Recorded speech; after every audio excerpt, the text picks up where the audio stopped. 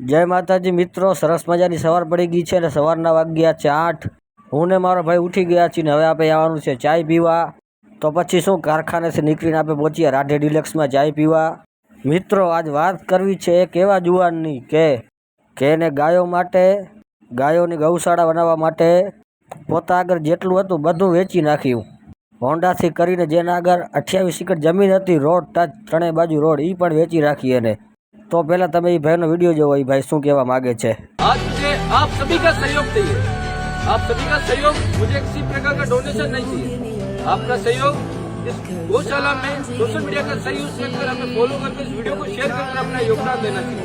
गौशाला है तो मैं अपनी निजी जमीनें, फुटबॉल जमीनें, आभूषणों को गिरवी रख या बेच कर भी बना लूंगा। जैसे मैंने 2 गौशाला बने और 3 बनाने जा रहा हूँ, तो आप लोगों का सपोर्ट कब मिलेगा? तो मित्रों, आ माणसने खरेखर धन्य छे। आ माणसने जेटલું કંઈ એટલું ઓછું છે, કેમ કે ગાયો માટે થઈને પોતાનું બધું વેચી રાખવું, ખાલી થઈ જાવું, એ કાંઈ નાની સૂની વાત નથી। જો તમારાથી પૈસાની મદદ ના થાય તો કાંઈ નહીં, પણ આ ભાઈને ફોલો કરો, આ વિડીયોને બને એટલો શેર કરો, કેમ કે હિન્દુને કામ નહીં આવે તો કોણ આવશે યાર। આવા ગૌ રક્ષકોની જરૂર છે। આ ભાઈ પછી રોનકભાઈએ તેની ચપલીનો ત્યાગ કરી દીધો હોય। તમે વિચાર કરો, અત્યારે ઉનાળાની સિઝન આવી અને આવા કારા તડકાના ચપલું ના પહેરીએ તો તમને ખબર શું થાય। આપણે 2 મિનિટ નથી રહી શકતા ઊભા તડકામાં, પણ ગાયો માટે એ ભાઈને પ્રેમ છે।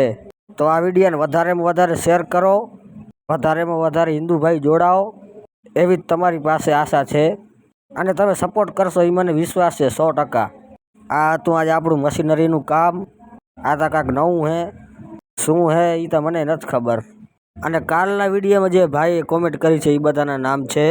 પહેલા ભાઈ છે ધવલો આયર, બીજા ભાઈ છે રવિ રાજપૂત, ત્રીજા ભાઈ છે ધ્રુવ આહિર, ચોથા ભાઈ છે સોહમ આહિર, પાંચમા ભાઈ છે જયપાલ અને છઠ્ઠા ભાઈ છે ગોકુલ યાદવ।